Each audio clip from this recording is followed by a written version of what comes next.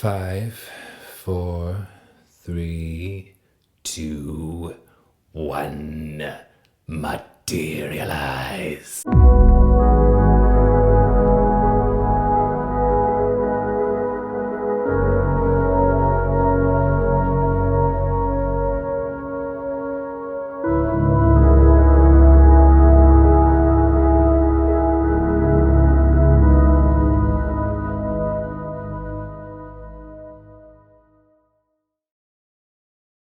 Hello Leo, welcome to your horoscope for the full moon in Virgo. This is happening on the 7th of March at 11:42 p.m. if you're in the southern hemisphere with me. It's also the last lunation of this trip around the zodiac. We're in the last hurrah of Pisces season, the culmination, the dissipation of the old cycle.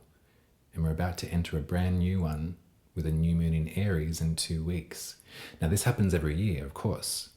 We get to sort of have maybe like another New Year's Eve party. However, this moon is in almost like it's almost happening in sync. It's a couple of hours after, but the planet Saturn is moving from Aquarius into Pisces. And so the accumulation of knowledge that we've gleaned and that we've been able to kind of make sense of over the past 3 years is reminding us of what we've learned in order to start a new cycle. Saturn is the first of those outer planets that I've been talking about that are moving signs over the next years. This is like the initiation into this new era for us. And so if you think about Saturn and the idea of boundary, of restriction, of confine, container, that has been showing up in Aquarius. And for you, Leo, this is your 7th house of relationship.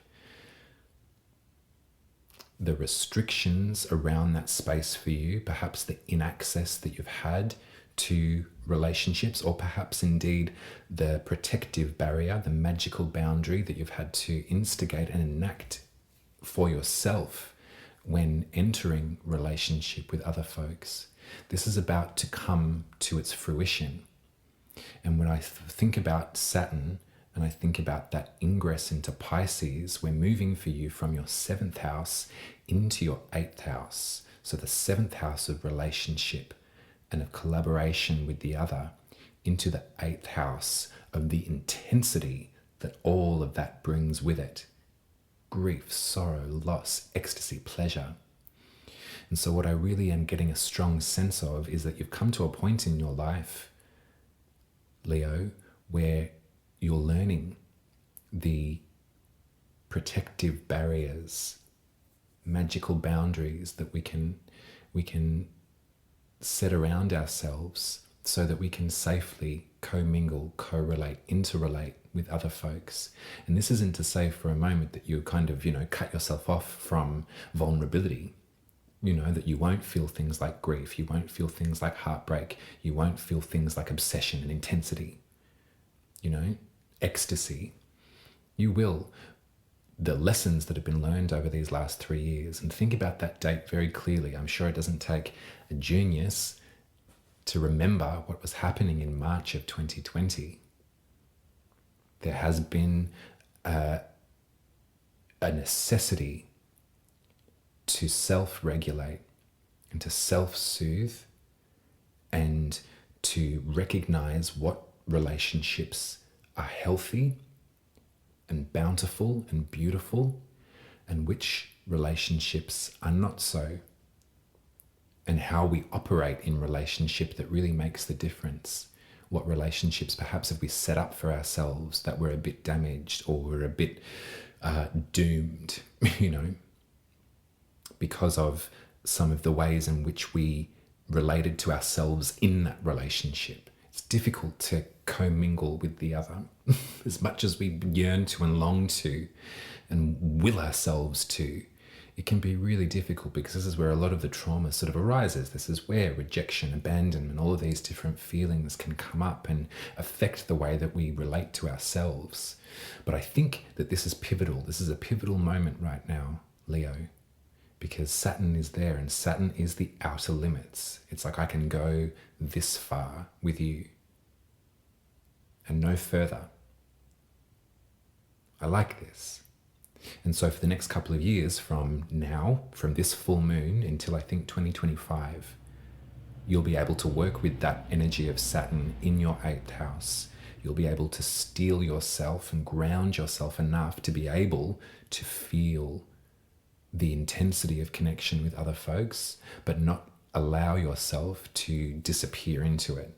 Remember, Pisces is limitless. Pisces needs a container as much as it doesn't have one. There may be barriers that you feel are dissolving in this time too. Perhaps there's a fresher space that you can enter into relationships. There's a newer version of yourself that's presenting itself, that you're fronting up as. So let's have a little think about Virgo.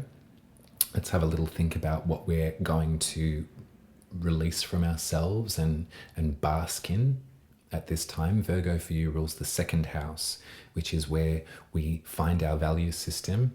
It's also where we have access to money and to finance. Virgo is the soul trader.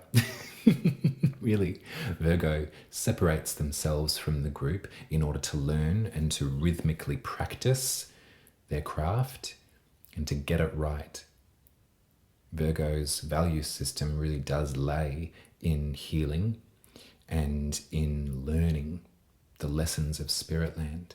That beautiful card, I've got it here actually as I'm talking to you about it.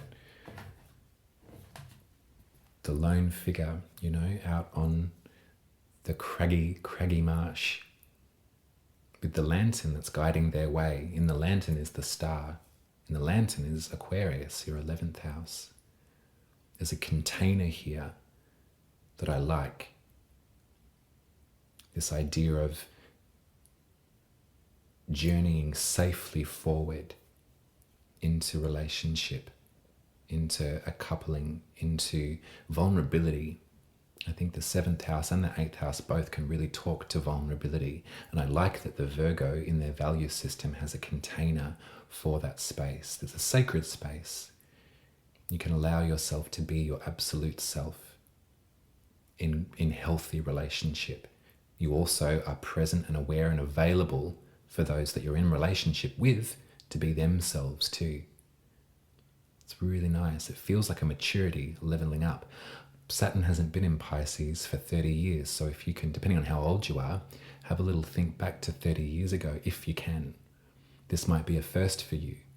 You might be experiencing this healthy boundary for the first time in your life, or for the first time where it is hitting your adult self. The 2nd house has definitely some financial relationship, doesn't it? The moon is here at 16 degrees of Virgo, and the tarot card for that is the 9 of Pentacles. I like this for your 2nd house, Leo. This is a moment of reflection.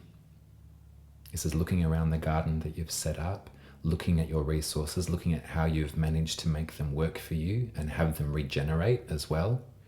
I think for whatever, I know that I'm speaking to a lot of self-employed folks during these readings, and I really get that sense of like white knuckling it through this life. There is no one to answer to. There's no head office. There's no manager rapping at your door, getting those deadlines done. Everything that you're doing is on your own back, off your own steam. It's a place where you wish to find abundance, for want of a better word. But sometimes it can be quite stressful to consistently front up and show up and produce and make these things happen. So I think at this full moon, this will be a great moment to sort of allow that to release for a moment, to shed that. If there are feelings of shortcoming, or if there is worry about your financial situation, or perhaps where your values are lying, like what is sort of growing around you. Is this in alignment with my core values or not? And how can I shift from this frame of mind or position into another that feels a bit more comfortable for me, that is truer for me? All of this stuff you can allow yourself to ponder over, but really allow yourself to let it go at the moon. Bathe under that light and allow it to shed, to dissipate from your system for the moment. Because a couple of hours later, Saturn will be entering Pisces, and so the focus will be back on your 8th house. This is the first domino. There are more dominoes to come. I'm going to speak probably further to all of this in the next horoscope, but we do know that Pluto is on its last hurrah in Capricorn, about to enter Aquarius. So just as Aquarius gets the release of saying sayonara to Saturn, they welcome in Pluto. Pluto is our outer limits. Saturn's the perceived outer limits. Pluto is our outer limits, perceived at this point. Pluto is disintegration of old structures. Pluto is power to the people. So all of that intensity about to enter into your 7th house, you can see how this sort of like Saturn reminding you what you've learned over these last years is really going to come into good use for you. Because Pluto in Aquarius, that's a much bigger wave to ride. So perhaps in this time, perhaps at the full moon, really plant yourself, be a Virgo, ground yourself in the clay, really just sort of feel welcome on the planet, and set down some of the worry about money and finance and all that kind of thing, if you can, for the minute. And then this is when the energy will start to rumble. It will start, you'll witness the tides turning for all of us. Aquarius is a very communal sign. And so the effects of Aquarius and what moves through it do tend to affect the vast majority of us in ways that we can all recognize together. Just as Saturn through Aquarius affected all of our ability, the restriction of interacting with community was present there. Let's get some of these cards and see what else I can say.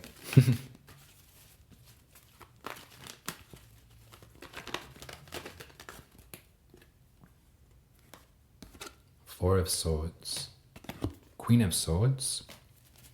She shows up quite often for you, doesn't she, Leo? That Queen of Swords.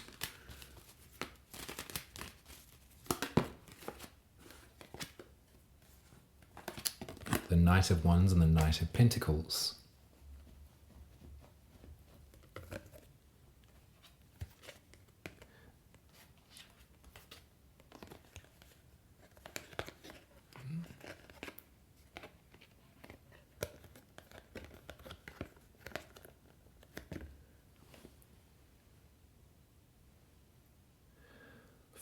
From this space of needing to rest, this anxious,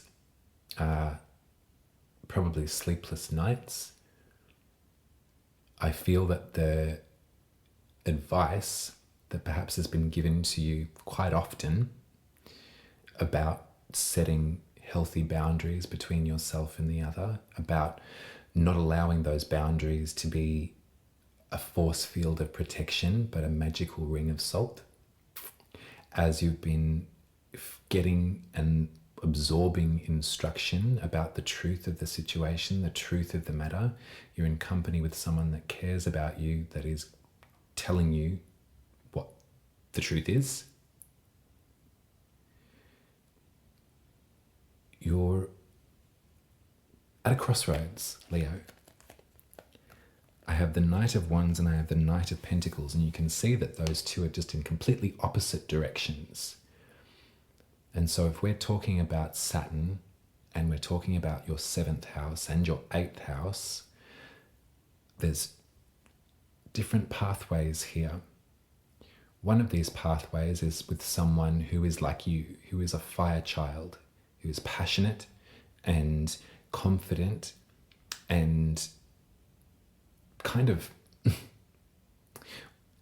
won't take no for an answer, who sees something in you and wants a bit of that and wants to take it further. They've got a message of passion and of spark for you. Somebody else that is sort of waiting, they're sort of standing still. The Knight of Pentacles doesn't move very fast at all. In fact, they're kind of stationary. What they hold in their hands, though, is a seed that they're willing to plant. They're willing to put into the ground and to see what might grow from it. Now, this could be, Virgo, this doesn't have to be so literal as you've got a choice to make between two individuals, although it might be. But I think we can probably almost think about it in a way of like there's two pathways. One of them is probably very seductive and probably very much more in tune with your vibe, Leo. You know, there is a majesty and a confidence here that I can feel. The other way is going to take a lot longer. But if we're talking about your second house in Virgo, it might be the long game that will help you sort of reach something a bit more substantial than perhaps what this larrikin was talking about. And that's not to say that you can't bring passion into your next adventure. You can't bring your magic. Of course you're going to bring your magic. You're a Leo. But this face-off is quite strong.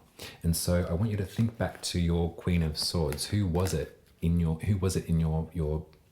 friendship group, your surroundings? What message did you receive that sort of felt a bit brusque and was a bit sharp, but you kind of knew that it was coming from a place of truth? And what did they say about these pathways? What did they say about the trailblazer and the earth child? Which way do you think is going to hold you in kind of more secure terms? If it's charging ahead and you want to jump on the back of that horse, then by all means do it, Leo. I'm not going to stop you. Go for it. Why not? But I think that these cards are coming out at the Virgo full moon for some purpose. And because our conversation has been so much about boundary and so much about lessons and guidelines, I mean, you can sort of relate all of those ideas to this Knight of Pentacles rather than the Knight of Wands. Knight of Wands is full of ideas, full of them. Knight of Pentacles has learned, practiced skill. And if you're willing to plant yourself a garden in your second house and your value system, then perhaps it might be a good idea to keep your eyes peeled for the earth signs among you. Who are the folks that make you feel like reality is a really cool place to be?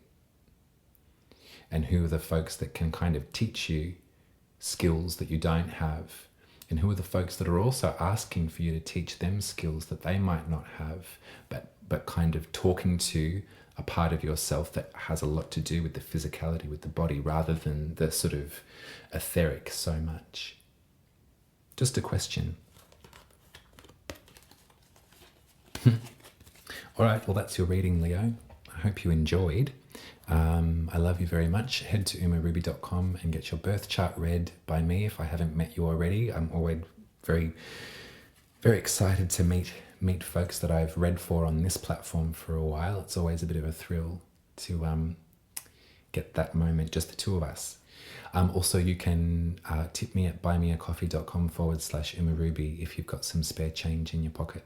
But other than that, I'll be speaking to you in 2 weeks for the new moon in Aries, which will begin our new cycle. After Saturn has centered themselves in Pisces, we then get the beginning.